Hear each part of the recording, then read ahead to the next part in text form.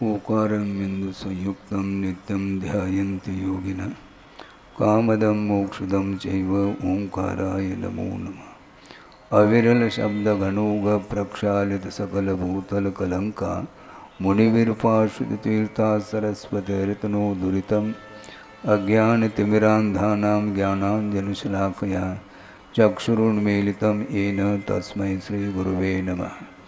परम गुरुभ्यो नमः। परम्पराचार्य गुरुभ्यो नमः। सकलकलुषविध्वंसकं श्रेयसां परिवर्धकं धर्मसम्बन्धकं भव्यजीवमनप्रतिबोधकारकमिदं शास्त्रं श्री समयसारनामधेयम्। अस्य मूलग्रन्थकर्तार श्री सर्वज्ञदेवाः, तदुत्तरग्रन्थकर्तार श्री गणधरदेवाः प्रतिगणधरदेवाः, तेषां वचोनुसारमासाद्य श्रीमद् आचार्य प्रवर श्री कुंद कुंद देवैर्विर्षितम्। मंगलम भगवान वीरो मंगलम गौतमो गणे मंगलम कुंद कुंदाद्यो जैन धर्मोस्तु मंगलम। सर्वमंगलमांगल्यम सर्वकल्याणकारकम प्रधानम सर्वधर्माणां जैनम जयतु शासनम। कोटिशतं द्वादशैव कोटो लक्षाणि शीतिस्त्रधिकानि चैव पंचाशदष्टोच सहस्रसंख्यमेतत् श्रुतं पंचपदं नमामि। अर्हन्त भाष्ययत्तं गणः देवी गन्त्ययं सम्मं प्रणमामि भक्तजुक्तो सुदनान्महो वहिं शिरसा इच्छामि बन्ते सुदभक्ति कावसुगोकुदस्सालोचे अंगवंगपयने पावड़य प्रियम सुत्त प्रमाण योग पूगय चूलिया चेव सुतत्तय त्वविदम कायम सैनिष्कल मंचे में पूजैमी वंदामि नमोंसामि दुःखखो कमखो भूलाओ स्वगय गमनम समाय मरणम जनगुण संपत्ति होदमध्यम। अथ अपराणिक स्वाध्याय वेलायां श्रीमद् आचार्य भक्ति कायु सर्गम करोमि।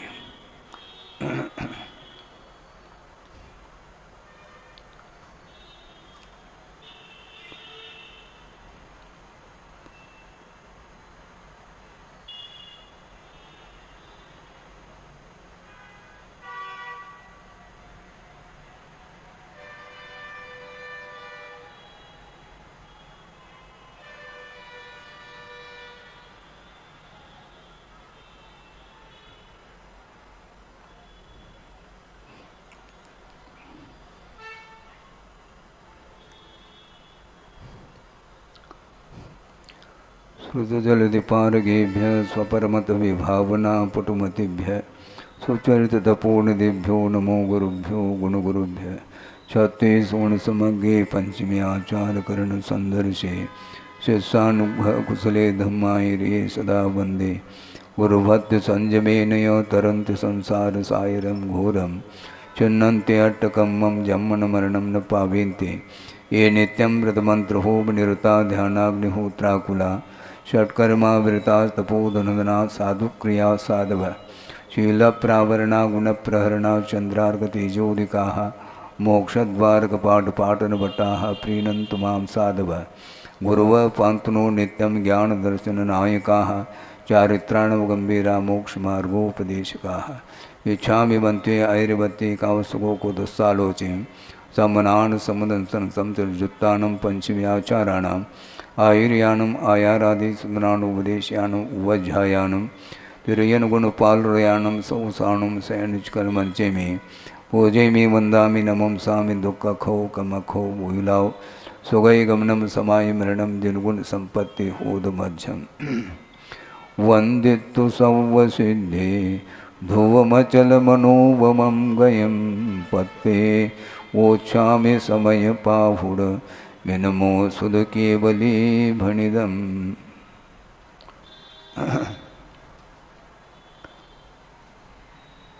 अथ पूर्वगाथायां भणितं व्यवहारेण परमार्थ ज्ञायते ततः तमेव अर्थम कथयति।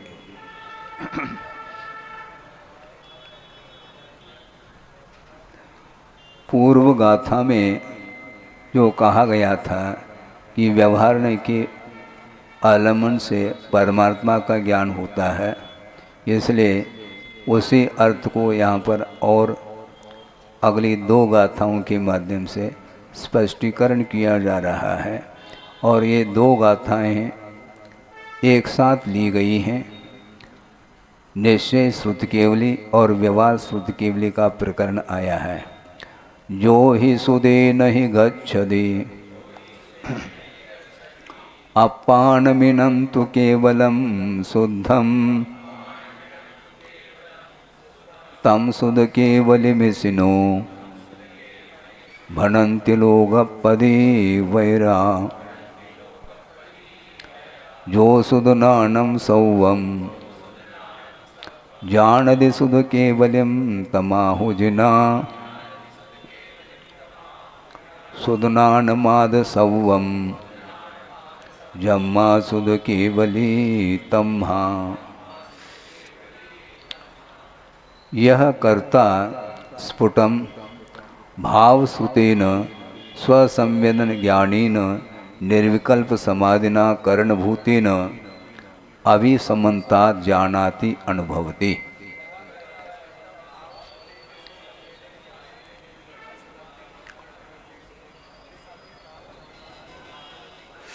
हाँ, जो जानता है उसको कर्ता के रूप में ग्रहण किया जाता है। क्रिया को करने वाला जो होता है उसको कर्ता के रूप में स्वीकार करते हैं। और व्याकरण ग्रंथ में भी यह स्पष्ट आता है, यह करोति स कर्ता। जो क्रिया को करने वाला होता है उसका नाम कर्ता है। यत् क्रियते तत्कर्म, और जिसको किया जाता है उसका नाम कर्ण है। और येन क्रियते तत्कर्णम, जिसके द्वारा किया जाता है उसका नाम कर्ण अर्थात साधन है। तो यहाँ पर प्रसंग में जो कर्ता है वस्तुतः भावश्रुत, जो कि स्वसंवेदन ज्ञानात्मक है और निर्विकल्प समाधि के रूप में है, जो कि उसको कर्ण के रूप में लिया है। इस निर्विकल्प समाधि रूप जो स्वसंवेदनात्मक भावश्रुत ज्ञान है उसके माध्यम से जो जानता है अभिसमन्तात् जानाति, चारों ओर से कोई भी वह विषय छूटता नहीं। जिसको जानता है, किसको जानता है? आत्मानम, जो अपने आत्मा को जानता है। एवं प्रत्यक्षी भूतम, वह प्रत्यक्षी भूत का अर्थ यह है कि इंद्रिय का आश्रय लेकर के नहीं जान रहा है, इस अपेक्षा से उसको प्रत्यक्षी भूत कहा है। लेकिन प्रत्यक्षी भूत का अर्थ ये नहीं लेना चाहिए कि वह प्रत्यक्ष ज्ञान हो गया हो। परोक्ष ज्ञान के माध्यम से ही आत्मा को जानते हुए भी उस समय इंद्रिय का आलम्बन नहीं लेने का अर्थ इतना ही है कि बाहरी 5 इंद्रियों के माध्यम से जो पदार्थ का ज्ञान होता है उस प्रकार उसमें ज्ञान नहीं होता, किंतु निर्विकल्प अवस्था के साथ उसको जान रहा है। इसलिए अपने अपने जितने भी इंद्रिय के विषय हैं उस ओर उस जीव का उपयोग नहीं गया है, इस अपेक्षा से वह प्रत्यक्षी भूत स आत्मा। अनिंद्रिय का अर्थ इंद्रिय का अभाव माना जाएगा, ऐसा नहीं लेना। वस्तुतः ज्ञान की परिणति विकल्पात्मक हुआ करती है, किंतु प्रवृत्ति में जब वह ज्ञान प्रवर्तमान होता है उस समय वह भिन्न भिन्न इंद्रियों का आलम्बन लेकर के वस्तु को अपने ज्ञान का विषय बना लेता है। किंतु जब ज्ञान में निर्विकल्पता आती है, निर्विकल्प समाधि, उस समय उसकी दृष्टि बाहर की ओर नहीं जाती, एकमात्र परमात्म तत्व में ही उसका वह ज्ञान स्थिर हो जाता है। इस अपेक्षा से उसको प्रत्यक्ष की संज्ञा दी गई है। इतना ही इसका अर्थ द्रव्य संग्रह आदि ग्रंथ में भी यह विषय आया है।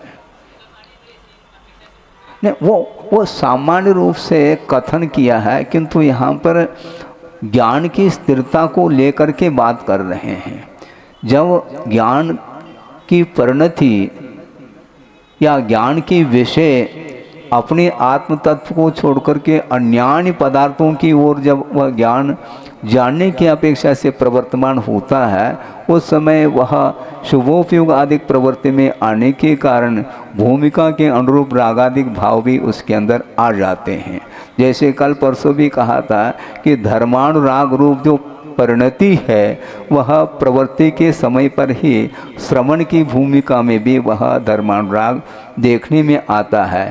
किंतु जब वही ज्ञान निर्विकल्प दशा का आनंद अनुभव करता है उस समय वह उसकी दृष्टि किसी भी प्रकार से रागात्मक दृष्टि नहीं रहती, बिल्कुल वह पूर्णतः वीतराग भाव का अनुभव करता है। इस अपेक्षा से उस समय सारा जो इंद्रियों का विषय था, जो उसका जो व्यापार था, वह रुक जाता है। इस अपेक्षा से उसको यहाँ पर विषय बनाया गया। किम विशिष्टम, वह आत्मा कैसी है? केवलम असहायम, यानी उस आत्म तत्व को वह जीव जान रहा है, किसी का आलम्बन नहीं लिया। भिन्न भिन्न इंद्रियों का आलम्बन लेकर के जब पदार्थ की जानकारी होती है, उस समय वह ज्ञान एक प्रकार से विकल्पात्मक रहता है। इसका अर्थ ये नहीं लेना कि वह शुद्धोपयोग समय पर वह दर्शनोपयोग जैसा हो गया, ऐसा भी नहीं, क्योंकि वह श्रुत ज्ञान की ही परिणति है, वह ज्ञान की ही परिणति है। होते हुए भी वह रागात्मक वह परिणति नहीं होने के कारण उसको इस ढंग से कहने का प्रयास किया। रागादि रहतम, वही आ गए देखो। असहायम का अर्थ क्या? रागादि रहतम, रागादि भावों से वह ऊपर उठा हुआ है वह जीव। ऐसे पुरुषम, उस पुरुष को क्या कह रहे हैं? कौन कह रहे हैं? निश्चय श्रुत केवलिनम, उसको निश्चय श्रुत केवली की संज्ञा दी है।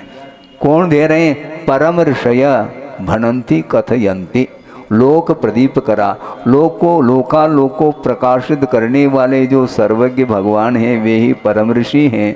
उन्होंने इस जीव को निश्चय श्रुत केवली की संज्ञा उन्होंने दी है। पुनः निश्चय शब्द का प्रयोग किया है, क्योंकि यहाँ पर निश्चय का अर्थ अभेदात्मक वर्णन चल रहा है। जिस समय आत्मा की ओर ही आत्मा की दृष्टि जाती है, अन्य पदार्थों को वो गौण कर लेता है, उस समय उसको आत्मा का संवेदन होता है। उस संवेदन की दृष्टि से ही उसको निश्चय में डूबा हुआ है। इस अपेक्षा से उसको निश्चय श्रुत केवली की संज्ञा दी जा रही है। इसी को आचार्यों ने शुद्धोपयोग की भी संज्ञा दी है। निश्चय शुद्ध केवली कहो, शुद्धोपयोग कहो, शुक्ल ध्यान को, बहुत सारे इसके पर्यायवाची नाम हैं, उसके माध्यम से वर्णन आता है। अनया गाथया, इस गाथा के माध्यम से निश्चय शुद्ध केवली लक्षणम उक्तम, निश्चय शुद्ध केवली का लक्षण इस प्रथम गाथा के माध्यम से कहा गया है। निश्चय में कुछ भी बचता नहीं है, सब खाली हो जाता है। फिर बचेगा क्या? केवल आत्म तत्व बचता है, वही एकमात्र ज्ञान का विषय बन जाता है। अन्य पदार्थ, ज्ञेय पदार्थों की ओर उसकी दृष्टि बिल्कुल विराम पा जाती है उसकी दृष्टि। इस अपेक्षा से उसको निश्चय श्रुत केवली की संज्ञा दी है। इसी समयसार ग्रंथ में अगले भिन्न अधिकारों में एक बात कुंद स्वामी ने एक गाथा के माध्यम से रखी है, वो अपने आप में वह बार बार चिंतन करने योग्य वह गाता है। वो कुंद स्वामी ये कहना चाहते हैं, वहाँ श्रुत केवली भी क्यों न हो, सर्वागम धरा अपि, समस्त आगम को धारण कर रहा है, यानी समस्त आगम को अपने पास रखा है, क्षोभम उसे प्राप्त है, जिसको द्रव्य श्रुत केवली भी बोल सकते हैं, इसमें कोई बाधा नहीं। अर्थ ये हुआ द्वादशांग से संपन्न कोई साधक है, श्रमण है, किंतु इसके उपरांत भी परमाणु मात्र भी यदि रागाओं से यदि भीतर है तो वह अपने आत्मा को जान नहीं सकता। ये कारिका आने वाली है। हाँ, परमाणु मित्त यम्पिहु रागादीनम तो व्यज्यदे जस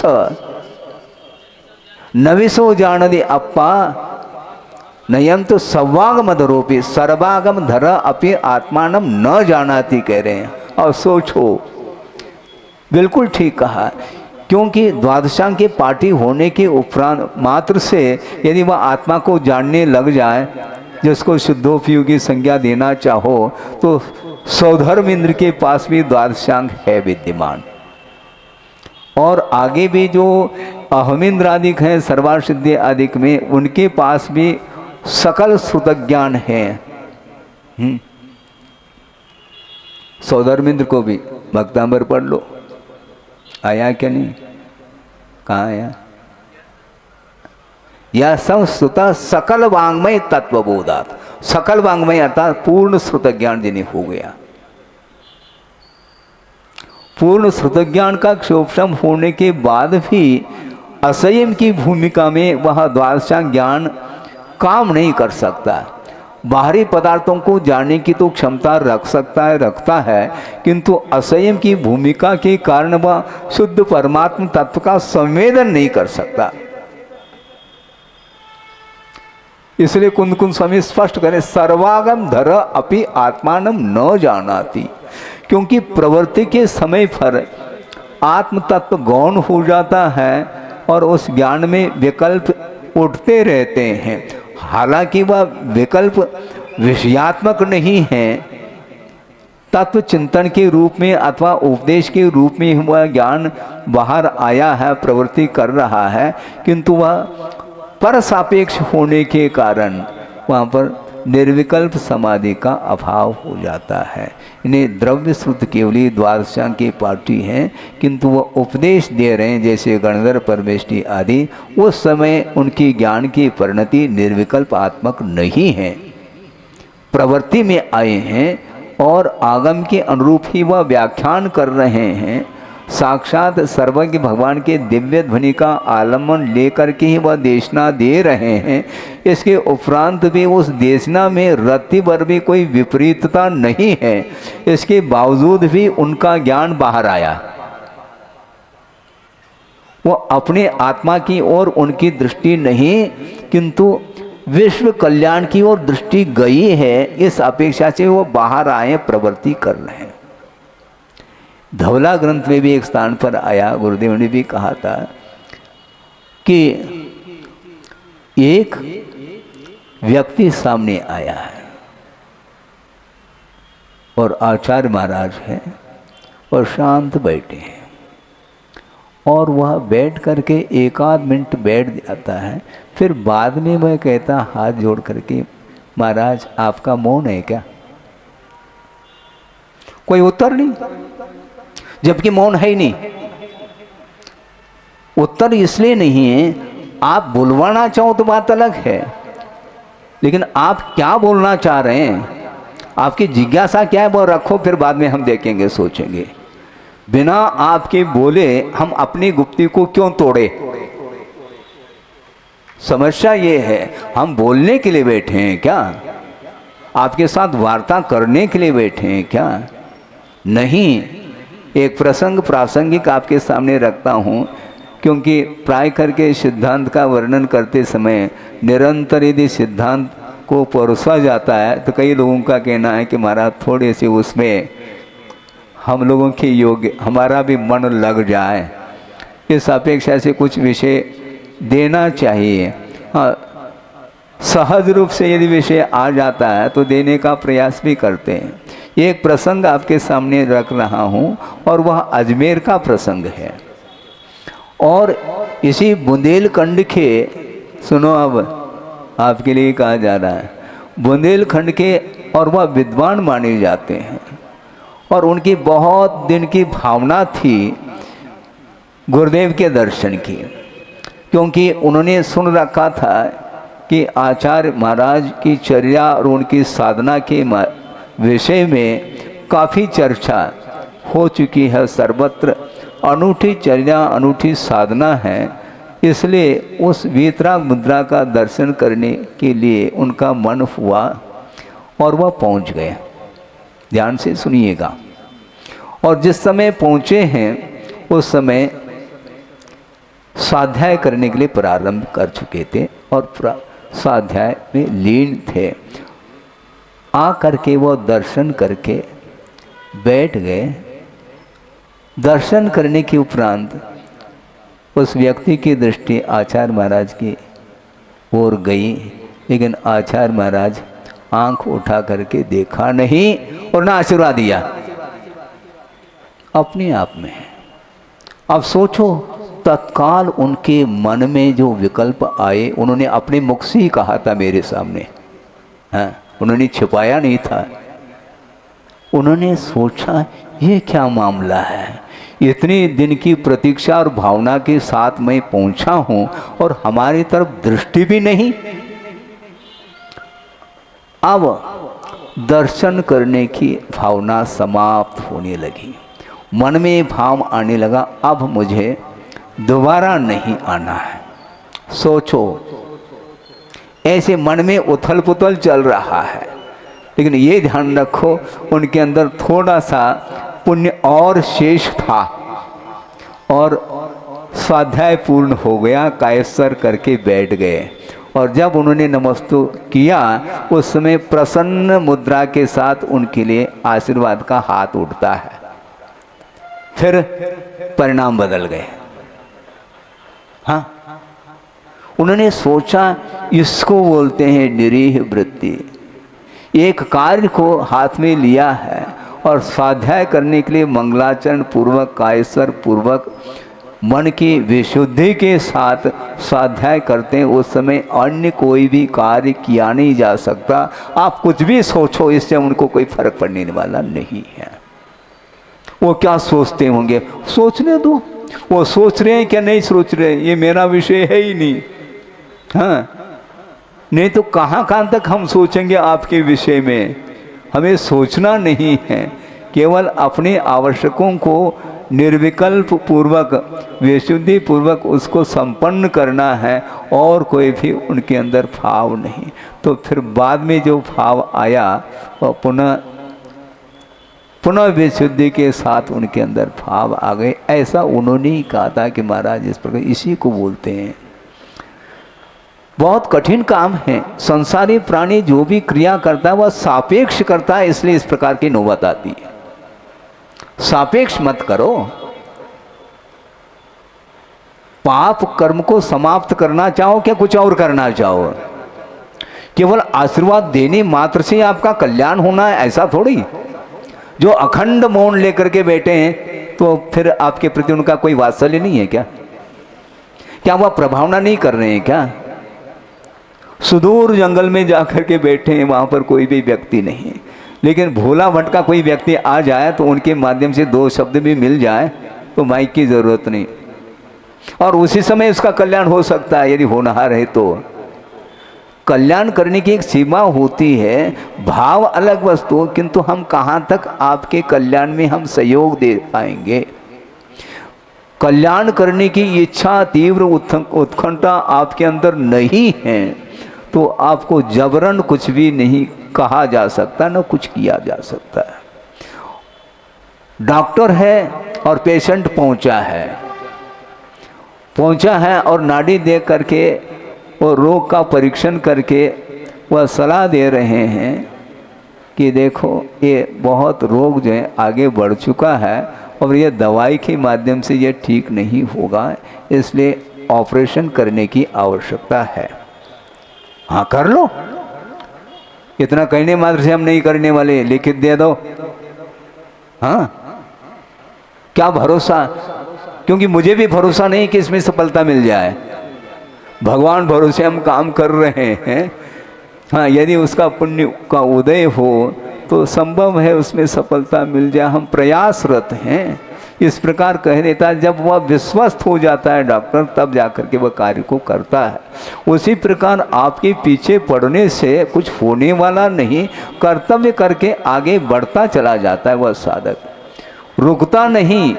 क्योंकि गुरुदेव ने ये कहा था कि मार्ग में कभी भी रुका नहीं जाता है। आप मान लो छत पर जाना है, नसेनी लगी है, बीच में रुकते हैं आप? रुक करके क्या करोगे? मान लो लिफ्ट लगी है और उसके माध्यम से ऊपर पहुंच रहे, मान लो 10 मंजिला है, और बीच में यदि मान लो बिजली गोल हो जाए तो लटके रहोगे। और क्या, मार्ग में रुकावट नहीं, निरंतर चलना होता है। इसलिए हम चल रहे हैं, चलना हो तो चलो, अन्यथा ओम शांति। हम रुकेंगे नहीं आपके पीछे। हाँ, तो ये बात उनको समझ में आ गई कि वस्तुतः जिस भाव को लेकर के अपन आते हैं उसमें किसी भी प्रकार से कोई भी अपेक्षा की अपेक्षा को ले करके ना करें, लेकिन हमेशा संसारी प्राणी अपेक्षा को लेकर के करता है, और अपेक्षा की यदि पूर्ति होती है तो थोड़ी से आस्था में विकास उसको समझता है, लेकिन आचार्य कहते इसका नाम आस्था के में विकास नहीं। परिणाम की इच्छा न रखो, कार्य करते रहो, क्योंकि आपके जो परिणाम है वही परिणाम के लिए कारण है। परिणाम के दो अर्थ दिए हैं, पहले भी कहा था शायद। परिणाम के दो अर्थ हैं, एक तो भाव और एक परिणाम का अर्थ रिजल्ट। तो आपके जो भाव हैं, परिणाम है, वही परिणाम के लिए कारण है। परिणाम की क्वालिटी तो देखो, हम किस उद्देश्य को लेकर के और किस विशुद्धि के साथ कर रहे हैं। चाव होना चाहिए, रुचि होनी चाहिए, औपचारिकता ठीक नहीं, फॉर्मेलिटी जिसको बोलते हैं आप लोग, औपचारिकता के साथ धर्म की आराधना नहीं होती, रुचि के साथ होती है। क्या औपचारिकता के साथ भोजन करते हैं आप? नहीं महाराज, उसमें तो बड़े चाव से और ज़्यादा समय लगाते हैं। हाँ, अच्छे ढंग से स्वाद लेते हुए भोजन करते हैं, क्योंकि उसके प्रति रुचि है। उसी प्रकार धार्मिक क्रियाओं के प्रति यदि रुचि नहीं रखेंगे तो इस प्रकार के शास्त्र और ग्रंथ आपके लिए कुछ करने वाले नहीं हैं। इसलिए प्रसंग यहाँ पर ये आया है कि स्वसंवेदन ज्ञान जो निर्विकल्प समाधि है, उसके माध्यम से आत्मा में ठहरा जाता है। आत्म तत्व को छोड़ करके अन्यत्र यदि हमारा उपयोग जा रहा है तो वह निश्चय शुद्ध केवली की संज्ञा आचार्य नहीं देना चाहते हैं, क्योंकि वह भाव श्रुतात्मक परिणति है और वह भी निर्विकल्पता को लेकर के है। इसलिए शुद्धोपयोग का अर्थ शुक्ल ध्यान कहा, और शुक्ल ध्यान में लीन हो गए, और वह बाहरी पदार्थों को विषय नहीं बनाते हुए भी आत्मगत जो है, जो विचार उत्पन्न होते हैं विकल्पात्मक, वो भी विकल्प उसमें संभव नहीं है। जब तक सरोवर में तरंग है तब तक आप अपने मुख का दर्शन नहीं कर सकोगे, ये गुरुदेव ने कहा था। हमने तो कई बार सुना, आपने सुना हो तो अच्छी बात है। उन्होंने ये कहा था कि सरोवर है और उसमें वह सरोवर का जो जल है, पानी है, वह मटमेला है, तो उसमें मुख का दर्शन हो सकता है? नहीं होगा। और मान लो वह कालांतर में वह मेल सारा का सारा नीचे जा कर के बैठ जाता है, लेकिन तरंग फिर भी उसमें उत्पन्न हो रही है। तो आत्मदर्शन के लिए उसमें मुख का दर्शन करना चाहो तो वह सरोवर रंग से और तरंग से रहित हो तो अंतरंग का दर्शन होता है। वो पानी लाल लाल है चाय के समान, उसमें आपका मुख दिखने में नहीं आएगा। मल बैठ जाए उसके बाद भी जो लहर उत्पन्न हो रही है, उस लहर के साथ भी भीतर क्या है वस्तु, उसका हम दर्शन नहीं कर सकते। उसी प्रकार राग द्वेषादिक जो तरंगे मानस सरोवर में यदि उठ रही हैं तो अपने आत्मा का दर्शन न बोधो न भविष्यति। तो आत्मा को, मन को शांत रखो, और मन ही उथल पुथल करता रहता है। कोई न कोई एक क्षण भी ऐसा जाता है कि हम पूछना चाहते हैं, आपका मन बिल्कुल तरंग से रहित हो, विचार रूपी तरंग से आपका मन कितने क्षण के लिए शांत है? नहीं होता है। तो क्या चाहते हैं आप? हैं? ज्ञान कोई न कोई पदार्थ को विषय बनाता ही रहता है। ये जानने का विकल्प भी ठीक नहीं है, आचार्यों ने कहा है। कहाँ तक तुम जानोगे, क्योंकि अनंत पदार्थ हैं, क्या जान पाओगे क्या? जीवन में कभी भी जिंदगी में आप जान ही नहीं पाएंगे, क्योंकि इतना अनंतात्मक ये वस्तु है। आप एक भी पदार्थ को पूर्ण पर्यायों के साथ, गुणों के साथ जान नहीं पाएंगे। अन्य पदार्थों को तो छोड़ दो आप, एक पदार्थ का भी विषय पूर्ण नहीं हो पाएगा आपके ज्ञान के द्वारा।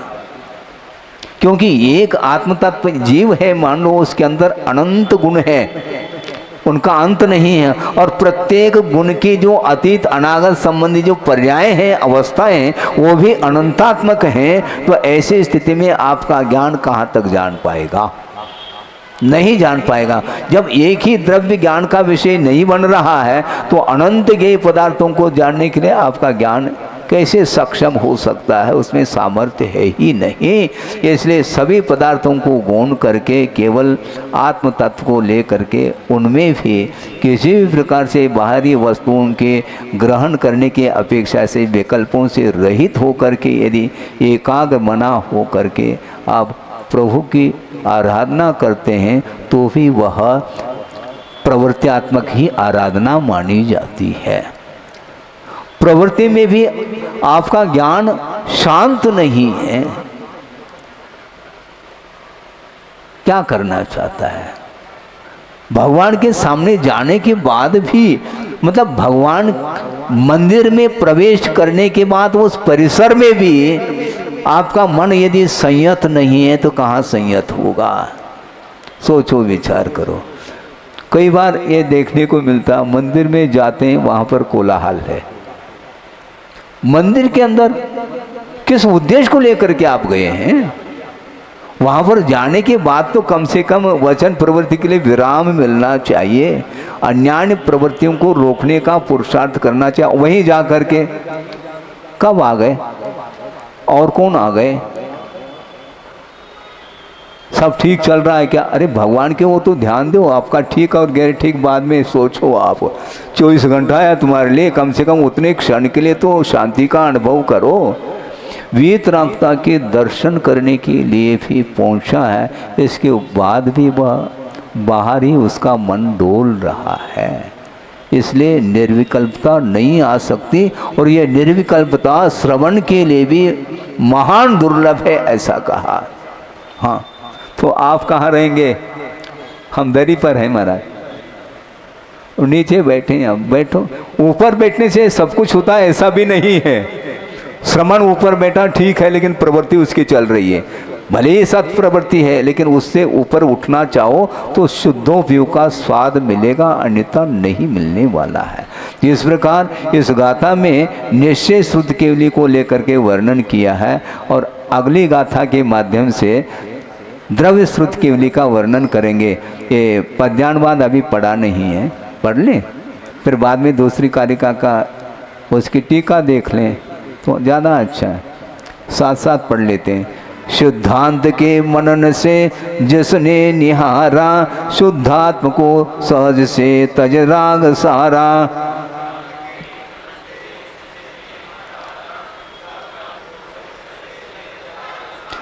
है पूर्ण भाव श्रुत के वली वो निहाला, ऐसा कहें ऋषि करें जग में उजाला।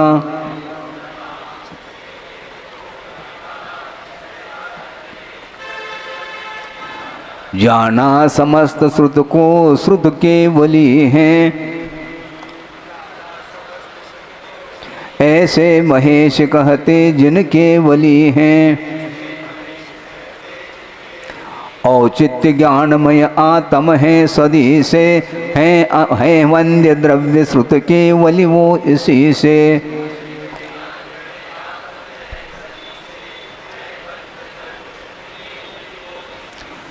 ये पद्यानुवाद पढ़ने से कितना आनंद आता है। उन्होंने कितनी एकाग्रता के साथ इन दोनों कारिकाओं का चिंतन मनन करके अनुवाद किया है। कितना एकाग्र होगा उनका मन, विश्व में जगत में क्या चल रहा है उस पर ध्यान ही नहीं, मात्र उन कारिकाओं को लेकर के उनका मन केंद्रित हुआ है।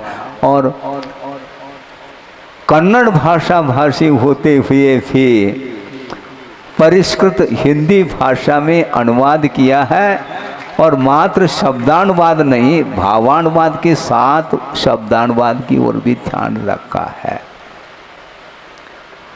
और हमारा मन लग नहीं रहा है। कोई बाधा, हमारे पास क्षोभम नहीं, कोई बाधा नहीं, कम से कम पाठ ही कर लो।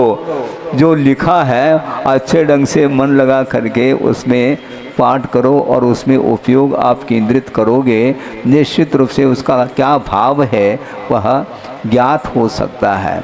अथ जो सुदनानम इत्यादि यह कर्ता द्वादशांग द्रव्य श्रुतम सर्वम परिपूर्णम जानाति।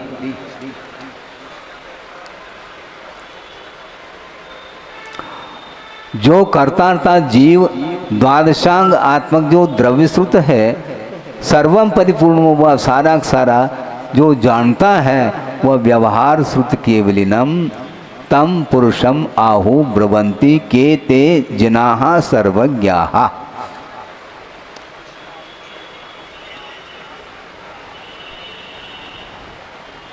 द्वादशांग रूप जो द्रव्यश्रुत है, जो परिपूर्ण है, उसको जो जान रहा है उसको व्यवहार श्रुत केवली ऐसा किसने कहा? उस पुरुष को सर्वज्ञ भगवान ने उसको द्रव्य श्रुत केवली कहा, क्योंकि द्वादशांग की पार्टी है। कस्मात् चेत, क्यों?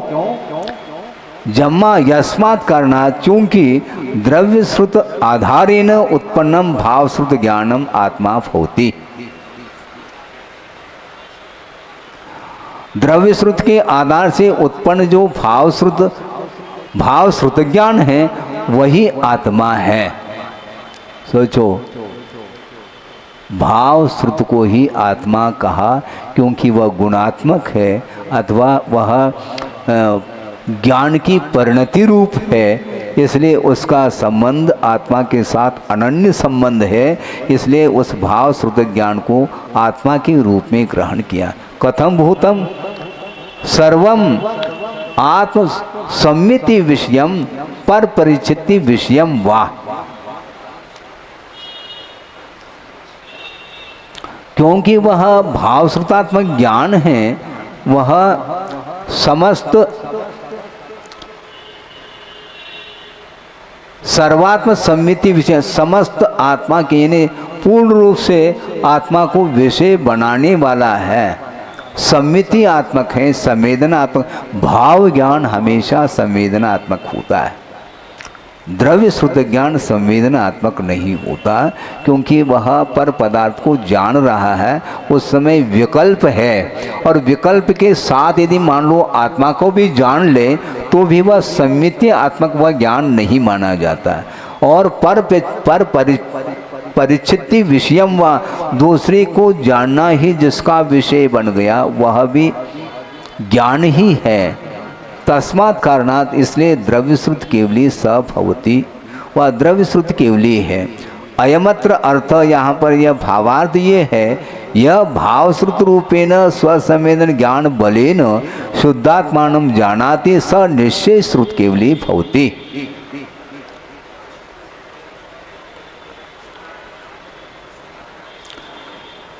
जो भावश्रुत रूप जो स्वसंवेदन ज्ञान है उसके बल से शुद्ध आत्मा को जानता है, वह निश्चय श्रुत केवली होता है। एक और इस विषय में हम इस प्रसंग को लेकर के रखना चाहते हैं। भावात्मक जो श्रुत ज्ञान है वह हमेशा निर्विकल्प आत्मक ही रहता, ऐसा नहीं।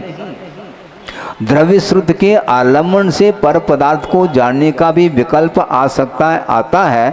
उस समय उसको हम भाव श्रुत केवली की संज्ञा नहीं देंगे, किंतु उस ज्ञान के माध्यम से निर्विकल्प स्वसंवेदन ज्ञान के साथ, यानी ज्ञान के अंदर जो विकल्प हैं उनको शांत करते हुए, अर्थात रागादिक भावों की भूमिका से ऊपर उठते हुए यदि आत्म तत्व को जानता है, उस समय वह निश्चय श्रुत केवली कहलाता है। यस्तु स्वशुद्धात्मानं न संवेदयति, बात आ गई देखो। और जो आत्मा या जो जीव स्वशुद्धात्मा का संवेदन नहीं करता, न भावेति, उस समय उसकी भावना की ओर भी दृष्टि नहीं है, तो वह बहिर्विषयम द्रव्य श्रुतार्थम जानाति। जो बाहरी विषयात्मक जो द्रव्य श्रुत है, उस द्रव्य श्रुत विषयक जो पदार्थ है उसी को वह जानता है। इसलिए वह सव्यवहार द्रव्य श्रुत केवली, व्यवहार श्रुत केवली भवति। इस प्रकार व्यवहार श्रुत केवली और निश्चय श्रुत केवली है।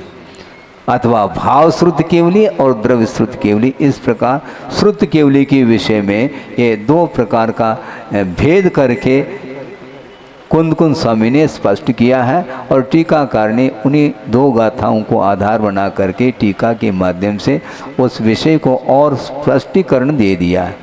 अब प्रश्न ये किया है जिज्ञासु ने, ननु तर्हि स्वसंवेदन ज्ञान बलेन अस्मिन् काले अपि श्रुत केवली भवति है।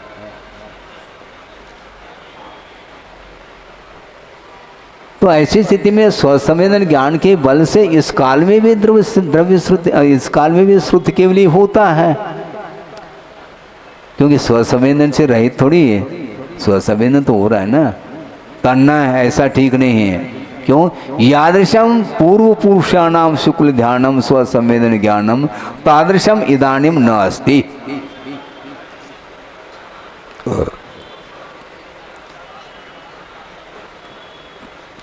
पूर्व पुरुषों के लिए अर्थात चतुर्थ कालादिक में जो साधक होते थे, जो कि शुक्ल ध्यान में आरूढ़ रहते थे, उनके लिए जो शुक्ल ध्यानात्मक जो स्वसंवेदन ज्ञान है उस प्रकार का यहाँ पर नहीं है इस पंचम काल में। किंतु धर्म ध्यानम योग्यम अस्ति इति अर्थ। धर्म ध्यान की योगी ही स्वसंवेदन ज्ञान है। इसलिए आगे जाकर के स्वयं कहेंगे जयसेन स्वामी कि अशुभोपयोग, शुभोपयोग, शुद्धोपयोग, ये जो उपयोगी तीन परिणति है, इसको लेकर के स्पष्टीकरण ये दिया है टीकाकार ने कि अशुभोपयोग प्रथम गुणस्थान से लेकर के घटता तृतीय गुणस्थान तक उसकी सीमा है, और उसके बाद चतुर्थ गुणस्थान से लेकर के प्रवृत्त्यात्मक सप्तम गुणस्थान तक बढ़ता शुभोपयोग है। उसके बाद निवृत्त्यात्मक सप्तम गुणस्थान से लेकर के बढ़ता शुद्धोपयोग कहाँ तक गया? 12वें गुणस्थान तक पहुँचा है। और 12वें गुणस्थान में जो शुद्धोपयोगात्मक जो शुक्ल ध्यान की परिणति है वह परिपूर्ण परिणति है शुद्धोपयोग की अथवा शुक्ल ध्यान की। उसके माध्यम से ही केवल ज्ञान प्राप्त होना है। इसलिए उस प्रकार शुद्धोपयोग अथवा शुक्ल ध्यानात्मक जो शुद्धोपयोग की परिणति है वह वर्तमान में इस कलिकाल में संभव नहीं, किंतु धर्म ध्यान के योग ही स्वसंवेदन होता है, ऐसा कहने का तात्पर्य। अन्यथा इस पंचम काल में फिर शुद्धोपयोग कहाँ से आप पाओगे? धर्म ध्यान के योग्य है। धर्म ध्यान करिए, आपको भी धर्म ध्यान करना है और श्रवण को भी धर्म ध्यान ही करना है, लेकिन श्रवण के धर्म ध्यान में और गृहस्थ के अथवा देशवृत्ति के धर्म ध्यान में बड़ा अंतर है। हाँ, क्योंकि श्रवण जो धर्म ध्यान कर रहा है वह परिग्रह के अभाव में कर रहा है, जबकि वह देशवृत्ति अथवा अविरत सम्यक दृष्टि परिग्रह के सद्भाव में कर रहा है। इतना अंतर है, इसलिए उसका धर्म ध्यान प्योर नहीं हो पाता। एक तत्वान शासन ग्रंथ है, शायद हमें स्मरण में है, गुरुदेव के मुख से सुना था कि वहाँ पर वह किसका है? ध्यान है आपको? है?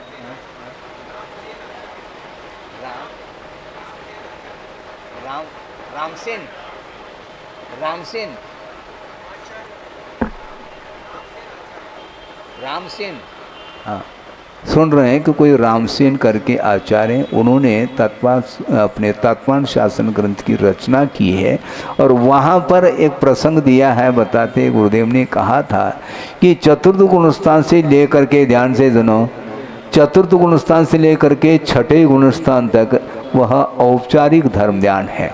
क्यों? क्योंकि छठे गुणस्थान तक आर्ध ध्यान की भी सीमा विद्यमान है। कदम कदम पर उसका उपयोग आर्ध ध्यान की ओर भी जाता है। इष्ट वियोग, अनिष्ट संयोग, पीड़ा चिंतन ये लगा हुआ रहता है। इसलिए वहाँ पर प्रमत्त अवस्था में प्योर धर्म ध्यान नहीं, औपचारिक मान लो। क्योंकि धर्म ध्यान का अर्थ क्या? धर्म में ध्यान होना चाहिए, इसका नाम धर्म ध्यान है। और भोजन कर रहे हैं तो धर्म ध्यान कर रहे हैं क्या? आपका उपयोग भोजन में है क्या धर्म में है? भोजन में है, तो वह शुभोपयोगात्मक आपकी परिणति रहेगी। सम्यक दर्शन विद्यमान है होते हुए भी उस समय ध्यान में आया है, क्योंकि पर पदार्थ का उपभोग कर रहा है। और जिस समय वह पूजन आदि जो धार्मिक अनुष्ठान में वह लीन होता है उस समय उसके पास धर्म ध्यान बनता है। और यदि मान लो वह अनुप्रेक्षा के रूप में भी यदि रहे तो भी उसको कथनचित वह ध्यान की संतति मान करके धर्म ध्यान की संज्ञा उपचार से दी जा सकती, इसलिए उपचार से उसको धर्म ध्यान कहा है। किंतु परमार्थ से यदि धर्म ध्यान होता है वह अप्रमत्त अवस्था से ही प्रारंभ होता है। उसके बाद जब वह श्रेणी में प्रवेश करता है उस समय अष्टमादि गुणस्थान में शुक्ल ध्यान में लीन होता है, वह शुद्धोपयोग माना जाता है और वह भी प्रारंभ हुआ है। और आगे जाकर के 12वें गुणस्थान में शुद्धोपयोग की परिपूर्णता प्राप्त होती है, तब जाकर के वह साक्षात केवल ज्ञान के लिए कारण सिद्ध होता है। इसलिए सम्यक दर्शन मात्र को आप ध्यान नहीं कह सकते। आप ध्यान से सुनेंगे, सम्यक दर्शन मात्र को आप ध्यान नहीं कह सकते, क्योंकि क्षोभम सम्यक दर्शन की जो स्थिति है उसका जो काल है वह 66 सागर प्रमाण है। तो 66 सागर तक धर्म ध्यान कर रहा है क्या? वो संभव नहीं। वो अंतर्मूर्ता का अंतर्मूर्त ही पीरियड है ध्यान का, उसके बाद पुनः वह ध्यान से बाहर आता है। और दूसरी बात, सम्यक दर्शन मात्र को आप धर्म ध्यान कहना चाहो तो वह विग्रह गति में भी है। सम्यक दर्शन छूटा थोड़ी है, सम्यक दर्शन लेकर के जा रहा है। यहाँ का मनुष्य देव गति की ओर जा रहा है अथवा देव गति से मनुष्य गति की ओर आ रहा है, सम्यक दर्शन को साथ लेकर के आ रहा है। इसी प्रकार कोई बदमाश को है जिसने मिथ्यात्व गुणस्थान में नरकाई का बंद कर लिया मनुष्य कर्म भूमि का, और फिर बाद में यदि सम्यक दर्शन प्राप्त करके और उसको केवली श्रुत केवली के पादमूल में यदि वह क्षाई के रूप में परिवर्तित करता है तो वह विग्रह गति में वह क्षायिक सम्यक दर्शन छूटता नहीं। तो विग्रह गति में भी धर्म ध्यान मान लो। तो मात्र सम्यक दर्शन का नाम थोड़ी धर्म ध्यान है। धर्म ध्यान का अर्थ उसमें निर्विकल्पता आनी चाहिए।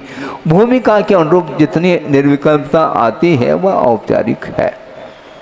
जो घड़ी देख करके माला फेर रहा है तो घड़ी ही देखने में आ रही, माला थोड़ी आ रही है। बार बार उसको विकल्प है, क्योंकि ऐसा न हो कि गाड़ी चूक न जाए।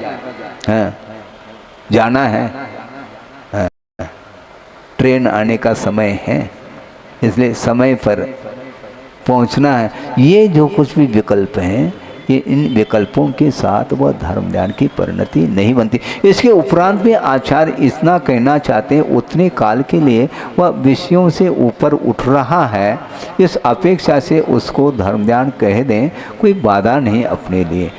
एक और महत्वपूर्ण बात आपके सामने रखूं, वह ये है कि सिद्धांत की दृष्टि से एक मिथ्या दृष्टि है और उसकी भूमिका बन गई काय की मात्र सम्यक दर्शन की नहीं, मात्र देश चारित्र की नहीं, किंतु सकल चारित्र की भूमिका बन चुकी। और अंतर्मूर्त में, मात्र अंतर्मूर्त में वह मिथ्यात्व गुणस्थान से सीधा सप्तम में प्रवेश पा रहा है। इसके उपरांत भी वह उसका शुभोपयोग ही है, डायरेक्ट शुद्धोपयोग संभव नहीं है। शुद्धोपयोग के लिए विश्राम लेने की आवश्यकता पड़ती है। हाँ? कुछ है जिज्ञासा? सुबह कोई जिज्ञासा अपने रखी थी, समय हो रहा था और यहाँ पर भी समय होने को है।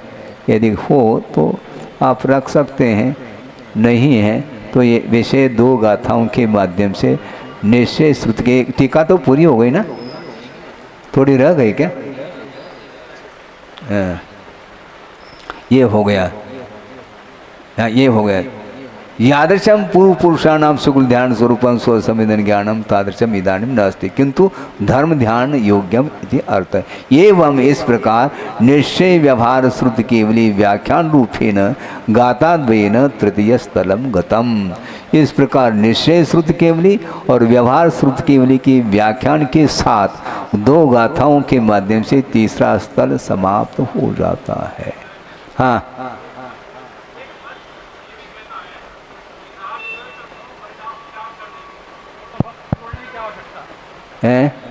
एक मत के लोग ये भी बोलते हैं कि हम ये मान रहे हैं राग द्वेष मोह सब त्याग कर रहे हैं। कर रहे हैं, किया क्या पहले बताओ। हाँ, हम पूरा बोलते हम आ रहे हैं। पर ये बोलते हैं कि वस्त्र, इसमें वस्त्र त्याग करने की क्या आवश्यकता है? अच्छा, कोई बात नहीं। तो वस्त्र आत्मा का स्वरूप है क्या? आत्मा के साथ इसका अभेद संबंध है क्या? अच्छा, दूसरी बात, ये वस्त्र जो आपके बदन पर आए हैं तो अपने आप ही क्या आपने पहन लिया, क्या दूसरे ने पहना है आपको? ये आपको बताना है। परिग्रह का त्याग किए बिना ये राग द्वेष आत्मा की परिणति समाप्त होगी कैसे? अन्यथा न लें, क्योंकि आपकी भूमिका में क्या क्या होता है आप स्वयं जानते हैं। आपके सिर में बाल हैं, वो व्यवस्थित कैसे हो गए? केश विन्यास समझ रहे हैं आप? कंघी के माध्यम से उसको किया है कि अपने आप मुझे बताओ क्यों किया, इसको बताना, बाकी और कुछ नहीं जानते हम। अच्छा, दूसरी बात है, वह सिर में जो बाल हैं जो व्यवस्थित आपने किया है, तो आपका सिर आपको दिख रहा है? नहीं, दूसरे को अच्छा लगना चाहिए, इसमें एक उद्देश्य है। सब खुल रहा है धीरे धीरे पोल। हाँ, ये सब क्या है? अच्छा, घर में रहते हैं वहाँ पर सामान्य वस्त्र पहन करके चलता है, क्योंकि अब सोने के शयन कक्ष में पहुँच गए हैं, वहाँ पर कौन देखता है? हाँ, वहाँ पर प्रेस के कपड़े अपने कोई आवश्यकता नहीं वहाँ पर, लेकिन बाहर निकलना है तो यह सब जरूरी है। ये सब क्या है? बिना राग के सब होता है। वस्त्र पहनना गृहस्थ के लिए आवश्यकता है। 2 मिनट और ले लो। वस्त्र आपके लिए आवश्यक है, यहाँ तक तो मैं मान लेता हूँ, शरीर की रक्षा आदि आदि जो भी आपका उद्देश्य हो। लेकिन उस वस्त्र में क्वालिटी मेंटेन का क्या मतलब निकलता है? क्वालिटी मेंटेन, लट्ठा का कपड़ा, क्या उसके द्वारा वह आपका बदन ढक नहीं सकता है? क्या उसके द्वारा शरीर की रक्षा नहीं हो सकती? रक्षा तो होती है महाराज, लेकिन बाजार में जाना है ना, समस्या ये है। तो बाजार में जाना है तो समस्या कौन सी खड़ी हो गई? लोग देखेंगे स्टेटस, हाँ वो इस प्रकार के पहन करके आए हैं तो हमें क्या कहेंगे? ये एक 26वीं कक्षा है, को का कहे, हाँ वैसे 25 कक्षा है सिद्धांत की दृष्टि से, लेकिन लोग क्या कहेंगे, को का कहे, ये एक बेचैनी है। इसलिए वहाँ अड़ोस पड़ोस को दृष्टि में रख करके अपनी इमेज को बनाए रखना चाहता है। ये सब क्या है? ये बिना राग के संभव नहीं है। और ये क्वालिटी मेंटेन करने का अर्थ उन वस्त्रों के प्रति राग है, और उन वस्त्रों के प्रति राग है तो उससे जो निम्न स्तर के जो वस्त्र है उनके प्रति अपने आप ही द्वेष सिद्ध हो जाता है। इसलिए राग द्वेष से बचना हंसी खेल नहीं है गृहस्थ के लिए। बहुत कठिन होता है। एक नया वस्त्र आया है मान लो दुकान में, बस अभी भैया पहले हम खरीद ले उसको, कोई दूसरा न खरीद ले, ये भाव आते हैं। ये सब क्या है? ये केवल एक मिसाल के लिए एक प्रसंग बनाया। इसी प्रकार हवेली मकान को लेकर के, दुकान को लेकर के और वाहन इत्यादि को लेकर के भी उसमें भी क्वालिटी मेंटेन, हाँ उस कंपनी की कार होनी चाहिए। ये सब क्या है? मतलब प्रयोजन साइड में रह जाता है और वह निष्प्रयोजन इसमें उलझता चला जाता है। इन पदार्थों के प्रति बहुत उसका अटैचमेंट, लगाव है और उसके साथ राग है। राग के बिना कोई भी क्रियाएं सांसारिक हो नहीं सकती है। इसलिए इतना ही पर्याप्त है। निश्चय श्रुत केवल और व्यवहार श्रुत केवल, क्योंकि अन्य समय में और भी आपको ही परोसना है ना, थोड़ा थोड़ा परोस। पानी तो गिर रहा है, हाँ हम यहाँ से चले जाएंगे तो कोई एक व्यक्ति भी नहीं रहेगा, पानी में भीगता चला जाएगा, लेकिन दुकान जरूर जाएगा। और केवल हमारे सामने कहा जा रहा है महाराज पानी गिर रहा है? बिना छाते के भी वह चला जाता है। बोलो तो अब कल अच्छे ढंग से सुनने में नहीं आ रहा क्योंकि पानी के कारण। ये तो समस्या है। बहुत विकल्प, गृहस्थ को अनेकों विकल्प होते हैं, किंतु फिर भी वह दुकान मकान छोड़ करके समय निकाल करके यहाँ तक आया है, तो बहुत अच्छे शुभ लक्षण हैं। भविष्य में निश्चित रूप से अल्पकाल में वह अपने आत्म तत्व को प्राप्त कर सकता है। करे इस भावना के साथ। बोधि समाधि परिणाम शुद्धि स्वात्मोपलब्धि शिव शोक सिद्धि चिंतामणिम चिंतित वस्तुदाने त्वां वंद मानस्य ममास्तुते। परम पूजाचार्य गुरुवर श्री विद्यासागर सागर जी महाराज की जय।